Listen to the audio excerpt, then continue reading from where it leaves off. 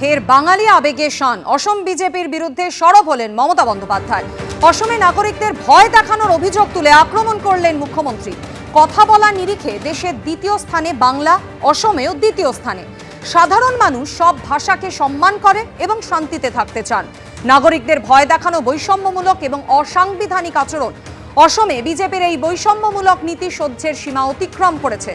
অসমের সাধারণ মানুষ এই বৈষম্যমূলক আচরণের বিরুদ্ধে লড়াই করবে। ভাষা, পরিচয় এবং গণতান্ত্রিক অধিকারের জন্য যারা লড়ছেন তাদের পাশে আছি। সোশ্যাল মিডিয়ায় এই বার্তা দিয়েছেন মুখ্যমন্ত্রী মমতা বন্দ্যোপাধ্যায়।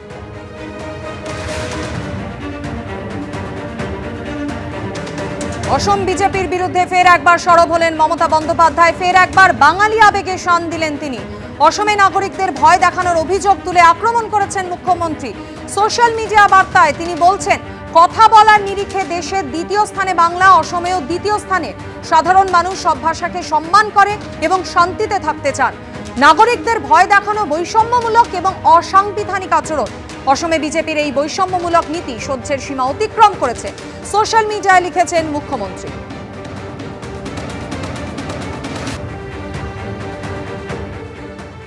অসম বিজেপিকে যখন নিশানা করছেন মুখ্যমন্ত্রী মমতা বন্দ্যোপাধ্যায়, তখন তারই পাল্টা জবাব দিয়েছেন হিমন্ত বিশ্ব শর্মা। দিদি, আপনাকে মনে করিয়ে দিতে চাই, আমরা নিজেদের সঙ্গে লড়ছি না, আমরা সীমান্ত দিয়ে মুসলিম অনুপ্রবেশের বিরুদ্ধে লড়াই করছি। মুসলিম অনুপ্রবেশ জনবিন্যাস পাল্টে দেওয়ার পরিস্থিতি তৈরি করেছে। কিছু জেলায় হিন্দুরা সংখ্যালঘু হওয়ার মতো পরিস্থিতি তৈরি হয়েছে। এটা কোনো রকম রাজনৈতিক ভাষ্য নয়, এটা বাস্তবতা। আমরা এর বিরুদ্ধে লড়াই করছি, আর আপনি এটাকে রাজনীতিকরণ করছেন।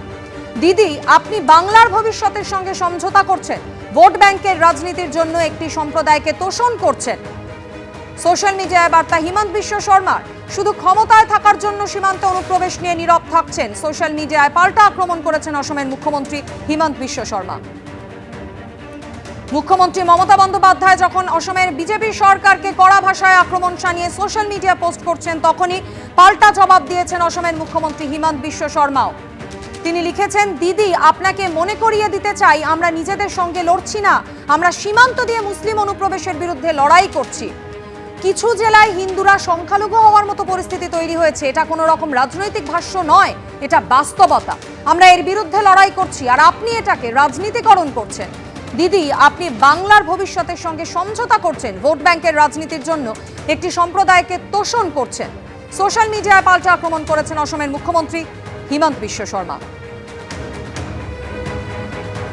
ভিন রাজ্যে বাঙালি হেনস্থার প্রসঙ্গ তুলে বাঙালি আবেগে শান দিতে যখন রাস্তায় নেমেছেন মমতা বন্দ্যোপাধ্যায়, তখনই পাল্টা অনুপ্রবেশ ইস্যু জোরালোভাবে তুলে ধরে জবাব দিয়েছেন নরেন্দ্র মোদী। পাল্টা জবাব এসেছে তৃণমূলের তরফে। टीएमसी ने अपने स्वार्थ में पश्चिम बंगाल की पहचान को भी दांव पर लगा दिया है। इसके लिए यहां घुसपैठ को बढ़ावा दिया जा रहा है। बंगाल की अस्मिता के खिलाफ होने वाली किसी भी साजिश को बीजेपी कामयाब नहीं होने देगी। ये आपको मोदी की गारंटी है। इसका एक पूरा इकोसिस्टम यहां डेवलप किया गया है। ये पश्चिम बंगाल की देश की सुरक्षा के लिए खतरा है। ये बांग्ला संस्कृति के लिए खतरा है। लेकिन तुष्टीकरण के लिए टीएमसी हर हद पार कर रही है। বাংলায় এসে ঘুষপেটিও বলছেন, ত্রিপুরায় গিয়ে কেন বলছেন না? ত্রিপুরায় গিয়ে কেন বলছেন না? ওখান থেকে তো রোহিঙ্গা তারা ধরা পড়ছে। আপনি আসামে গিয়ে কেন বলছেন না? আপনি বিহারে গিয়ে কেন বললেন না? জাতীয় নির্বাচন কমিশন বলছে বিহার থেকে, নেপাল থেকে ঢুকে আসছে বিহারে। তো আপনি ঘুষপেটিও যতবার বলেছেন, তার রক্ষার দায়িত্ব প্রধানমন্ত্রী সরকারের, তিনি সেটাই ফেল করেছেন। এটা ওনার আত্মঘাতী বলে।